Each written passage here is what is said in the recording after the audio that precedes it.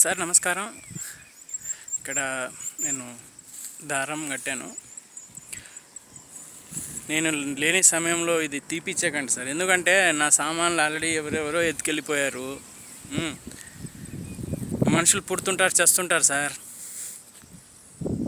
భూమి శాశ్వతం కాబట్టి ఈ భూమండలంలో ఏది శాశ్వతం కాదు. ఇక్కడ దారం కట్టాను, ఇక్కడ రాళ్ళు కూడా పెట్టాను చిన్నగా. మా పూర్వీకుల భూమి మీరు తీసుకున్నారు, కష్టపడి కొని ఉంటారు. నేను మిమ్మల్ని తప్పు పట్టట్లేదు సార్, ఎందుకంటే నా ల్యాండ్ గ్రాబింగ్ అయ్యింది.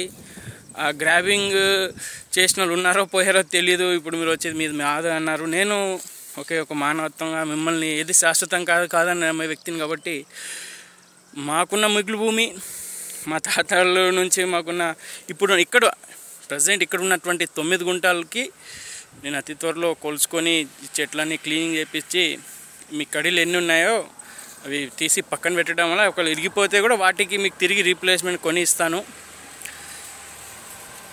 లేదా ఇవి నేను వాడుకుంటాను కాబట్టి నేను మీకు దానికి సరిపడా అవి ఎన్ని ఉంటే అన్ని కౌంట్ చేసి మీకు డబ్బులు కూడా ఇచ్చేస్తాను.